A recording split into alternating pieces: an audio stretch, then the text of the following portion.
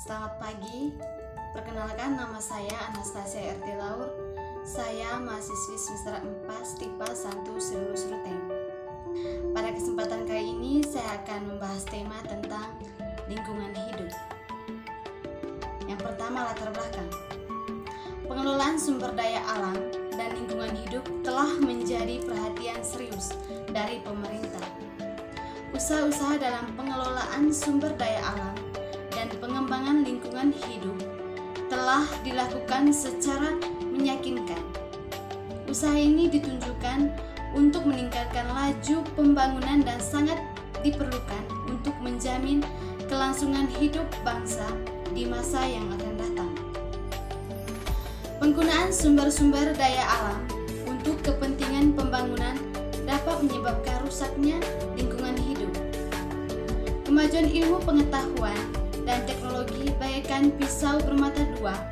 Di satu sisi, kita dapat menikmati dampak positifnya, tetapi di sisi lain, kita harus waspada dari dampak negatif. Karena dampak negatif ini akan menimbulkan malapetaka yang menimpa lingkungan hidup yang pada akhirnya akan mengancam kehidupan. Yang berikut definisi lingkungan hidup. Menurut Undang-Undang Nomor 4 Tahun 1982, lingkungan hidup merupakan kesatuan ruang dengan semua benda, daya, keadaan, dan makhluk hidup termasuk di dalamnya manusia serta makhluk hidup lainnya. Berdasarkan pengertian tersebut, lingkungan hidup tersusun dari berbagai unsur yang saling berhubungan satu sama lain, yaitu unsur biotik, abiotik, dan sosial budaya. Yang pertama, unsur biotik. Unsur biotik adalah unsur-unsur makhluk hidup atau benda yang dapat menunjukkan ciri-ciri kehidupan seperti bernapas, memerlukan makanan, tumbuh dan berkembang biak. Secara umum, unsur biotik meliputi produsen, konsumen, dan pengurai. Yang kedua, unsur abiotik. Unsur abiotik merupakan unsur-unsur alam berupa benda mati yang dapat mendukung makhluk hidup. Termasuk unsur abiotik adalah tanah, air, cuaca, angin, sinar matahari, dan berbagai bentuk bentang lahan. Yang ketiga, unsur sosial budaya. Unsur sosial budaya merupakan bentuk penggabungan antara cipta, rasa, dan karsa manusia yang disesuaikan atau dipengaruhi oleh kondisi lingkungan alam setempat. Termasuk unsur sosial budaya adalah adat istiadat secara berbagai hasil pertemuan manusia dalam mengembangkan ilmu pengetahuan dan teknologi. Yang ketiga, macam-macam lingkungan hidup. Lingkungan hidup dapat dibedakan menjadi dua macam, yaitu yang pertama, lingkungan hidup alamiah. Lingkungan hidup alamiah adalah suatu sistem yang amat dinamis yang merupakan kesatuan ruang dengan semua benda, keadaan, makhluk hidup, dan komponen-komponen abiotik lainnya tanpa adanya dominasi campur tangan manusia. Yang kedua, lingkungan hidup buatan atau binaan.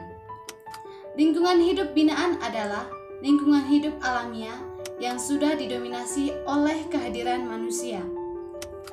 Lingkungan hidup binaan ini dapat berbentuk karena kebutuhan hidup manusia dengan jumlah penduduk yang makin meningkat memaksa manusia mengubah lingkungan hidup alamiah. Yang keempat, pentingnya lingkungan hidup bagi kehidupan. Kehidupan lingkungan hidup merupakan tempat berinteraksi makhluk hidup yang membentuk suatu jaringan kehidupan. Yang pertama, tempat tinggal atau habitat. Habitat lingkungan merupakan tempat tinggal semua makhluk hidup dari mulai tingkat rendah sampai ke tingkat yang tinggi. Yang kedua, tempat mencari makan. Oleh karena lingkungan hidup merupakan tempat tinggal, lingkungan hidup, maka selain nyaman dan aman, mereka juga memerlukan makan bagi kelangsungan hidupnya. Yang ketiga, lingkungan sebagai tempat berlangsungnya aktivitas sosial, ekonomi, politik, budaya, dan lain-lain. Yang kelima, permasalahan lingkungan hidup.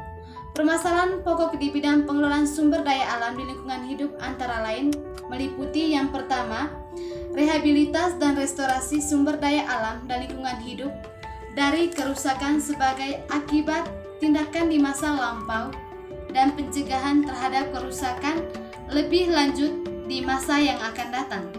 Yang kedua, penggunaan teknologi modern yang sebaik-baiknya dari selektif berbagai sektor pembangunan serta pengawasan atas segala sebab dan akibatnya yang tidak diinginkan terhadap lingkungan hidup. Yang ketiga, peningkatan kualitas hidup lingkungan hidup untuk kesejahteraan generasi sekarang dan yang akan datang. Yang keenam, faktor kerusakan lingkungan hidup. Berdasarkan faktor penyebabnya, bentuk kerusakan lingkungan hidup dibedakan menjadi dua jenis, yaitu yang pertama, bentuk kerusakan lingkungan hidup akibat peristiwa alam. Yang kedua, kerusakan lingkungan hidup karena faktor manusia. Baik, terima kasih. Itu saja penjelasan materi dari saya. Sampai jumpa.